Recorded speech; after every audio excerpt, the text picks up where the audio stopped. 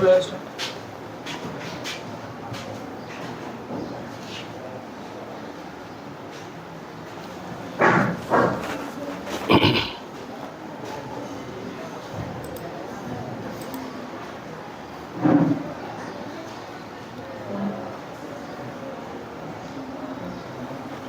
झालं। जय संविधान, जय भारत साथियों, मी ॲडव्होकेट हर्षवर्धन नाथ भुजन। या लाईव्ह व्हिडिओच्या माध्यमातून एक मिनिट तर हात निकालने चीज आहे सर। हां या व्हिडिओच्या माध्यमातून तुमच्याशी संवाद साधण्याचं महत्त्वाचं कारण म्हणजे महात्मा ज्योतिराव फुले यांनी स्थापन केलेल्या सत्यशोधक समाजाला आज या वर्षात 150 वर्ष पूर्ण होत आहेत आणि या 150 वर्षाचे औचित्य साधून एक फार महत्त्वाची गोष्ट तुमच्यासोबत शेअर करणार आहे आणि त्या निमित्तानं मी या ठिकाणी त्या गोष्टीसाठी लाईव्ह आलेलो आहे। मित्रांनो, राष्ट्रपिता महात्मा ज्योतिराव फुलेंनी 1 जानेवारी 1848ला या देशामध्ये सर्वात पहिल्यांदा मुलींची शाळा सुरू केली आणि शिक्षणाचं सार्वत्रिकरण करण्याचा जो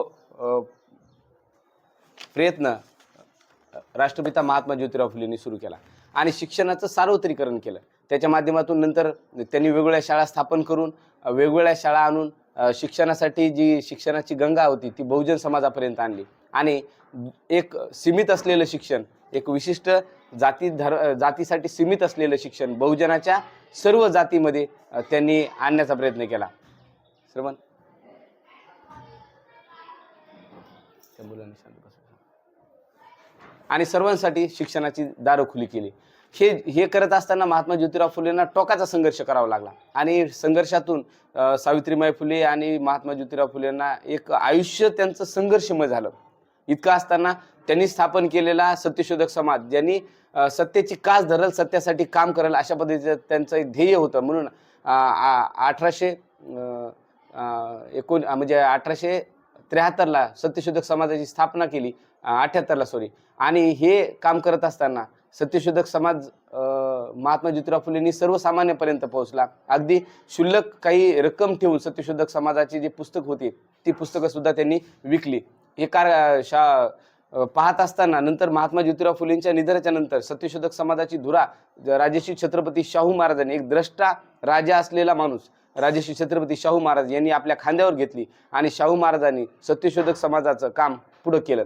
त्याचबरोबर महात्मा ज्योतिराव फुलेंना अपेक्षित असलेलं जे शिक्षणाचं कार्य आहे ते सुद्धा त्यांनी आपल्या शिरावर घेतलं आणि 1917ला महात्मा ज्योतिराव फुलेंना अपेक्षित असलेलं शिक्षणाचं कार्याचं महत्त्वाचं पाऊल राजर्षी छत्रपती शाहू महाराजांनी 1917ला टाकलं आणि ते पाऊल म्हणजे फ्री अँड कंपल्सरी एज्युकेशन।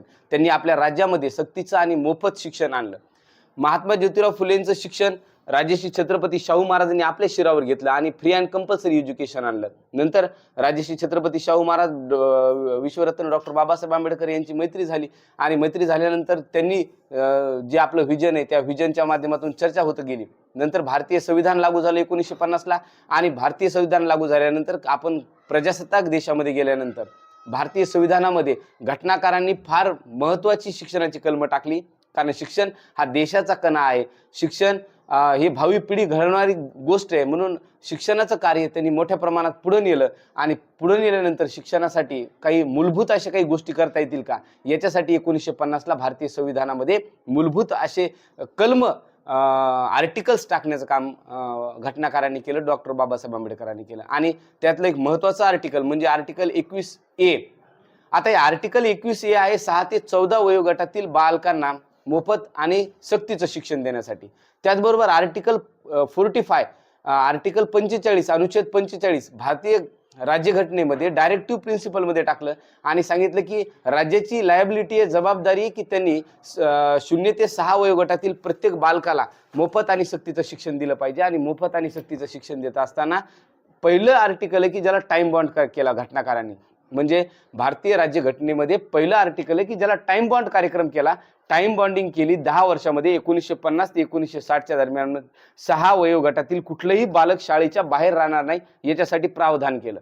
आणि हे इतकं मूलभूत होतं, म्हणजे जे महात्मा ज्योतिराव फुलेंचं सार्वत्रिक शिक्षण, त्यानंतर राजर्षी शाहू महाराजांचं फ्री अँड कंपल्सरी एज्युकेशन आणि घटनाकारांनी केलेलं कंपल्सरी एज्युकेशन, ह्याला एका लाईनमध्ये एका धाग्यामध्ये पाहता येईल. आणि हे इतकं मूलभूत होतं की 1960लाच सगळेच लेकरं शाळेमध्ये गेली असती. आणि म्हणून 1960 पर्यंत 6 वयोगटातील सगळ्याच लेकरांना कंपल्सरी करून टाकलं आणि यासाठी राज्याला जबाबदारीच देऊन टाकली, राज्याची लायबिलिटी केली. आता ही लायबिलिटी दिल्यानंतर राज्याचं काम होतं की 6 वर्ष वयोगटातील प्रत्येक बालकाला शाळेमध्ये घेणं, ही सरकारची जबाबदारी होती. सरकारने त्यासाठी काम सुद्धा केलं. परंतु प्रत्येकच 6 वर्ष वयोगटाचा बालक शाळेत गेलाच असा नाही. त्याच्यामुळे जे काही शिक्षणाचं सार्वत्रिकरण व्हायला पाहिजे होतं फ्री अँड कंपल्सरी, पण तिथं लिकेज झालं, काही अंमलबजावणी 100% त्याची झाली नाही. परंतु घटनाकारांनी जे व्हिजन ठेवलं होतं फ्री अँड कंपल्सरी एज्युकेशन, ते अत्यंत महत्त्वाचं व्हिजन होतं मित्रांनो. त्याच्यानंतर आर्टिकल 45चं डायरेक्टिव्ह प्रिन्सिपल, आर्टिकल 21A म्हणजे 21A तर 6 ते 14 वयोगटातील बालकांना मोफत सक्तीचं शिक्षण. 6 ते 14 वयोगट म्हणजे त्यावेळेचा बालक हा 8वी किंवा 9वीला असेल. मग जर बालक 8वी 9वीला असेल तर त्या काळाला 5वीलाच तलाठी भरती व्हायची, 7वीलाच माणूस तलाठी भरती व्हायचा. म्हणजे नोकरीला लागेपर्यंत शिक्षण घटनाकारांनी मोफत आणि सक्तीचं केलं होतं. याची अंमलबजावणी करायला आपल्याला 2009 पर्यंतचा कालावधी गेला आणि 2009ला मग RTE ऍक्ट आला, म्हणजे राईट टू एज्युकेशन ऍक्ट हा 2009ला आला. 1960ला जी गोष्ट व्हायला पाहिजे होती ती गोष्ट 2009 पर्यंत झाली नाही. म्हणजे इतका मोठा काल विलंब लागला. आणि हे होत असताना सुद्धा आज महाराष्ट्र शासन 22,000 शाळा खाजगीकरण करत आहेत. त्याचबरोबर 10-20 पटसंख्या असलेल्या शाळा ला समूह शाळा, एक नाटक करून, नाटक आहे समूह शाळा असं नाव देऊन नाटक करून त्यांना क्लब करण्याचा प्रयत्न करत आहे. म्हणजे सगळ्या 8 ते 10 खेड्यामध्ये एक शाळा. आणि जर असं झालं 8 ते 10 खेड्यामध्ये एक शाळा, तर त्या खेड्यातली लेकरं शिकतील का? ग्रामीण भागातली लेकरं प्रायमरी एज्युकेशन घेतील का? तांड्यावरली, वाडीवरली, वस्तीवरली ऊसतोड कामगाराची लेकरं शिकतील का? पैसा नसलेली माणसं कडे जातील का? तर हा फार मोठा एक शिक्षणाला तोडण्यासाठीचा हा एक काय म्हणू आपण GR आहे, शिक्षण समाप्त करण्याचा GR आहे. म्हणजे एकीकडे शाळेला निधी नाही म्हणून शिक्षणाला दत्तक दिले जाते उद्योगपतींना, हे एक नाटक आहे. उद्या जो देतो तो इशारा सुद्धा देईल, उद्योगपती आपला इशारा सुद्धा करेल. आणि मग असं जर झालं तर शिक्षण उद्योगपतीचं बांधील होऊन जाईल, हस्तक होऊन जाईल आणि गोरगरीब या शिक्षणापासून वंचित राहतील. म्हणजे 1950 ते 1960 हेच free and compulsory education time bound झालं नाही. आणि आजही शाळाबाह्य विद्यार्थी आहेत. असं असताना शिक्षणाचं खाजगीकरण केलं जात आहे. त्याचबरोबर सरकारी नोकऱ्यांचं कंत्राटीकरण केलं जात आहे. त्याचबरोबर शिक्षकेतर पद सुद्धा कंत्राटी 9 कंपन्यांना देण्याचा GR याच वर्षी सप्टेंबर महिन्यात निघाला. असं होत असताना फार गंभीर स्वरूप आहे की महात्मा ज्योतिराव फुलेंनी पाहिलेलं जे शिक्षणाचं विजन आहे ते पूर्ण झालं का? आणि जर असं झालं नसेल तर या ठिकाणी सत्यशोधक चळवळीला परत मोठ्या प्रमाणात उग्र करण्याची गरज आहे, शासनावर दबाव आणण्याची सुद्धा गरज आहे. म्हणून महात्मा ज्योतिराव फुलेंच्या शिक्षणाचा जो उद्देश होता तो सफल करण्यासाठी आपण अहोरात्र प्रयत्न करा, अशी एक आपल्याकडून अपेक्षा ठेवतो. आणि आपण माझं ऐकून घेतलं त्याबद्दल आपल्या सर्वांचे धन्यवाद, आभार. जय संविधान, जय भारत.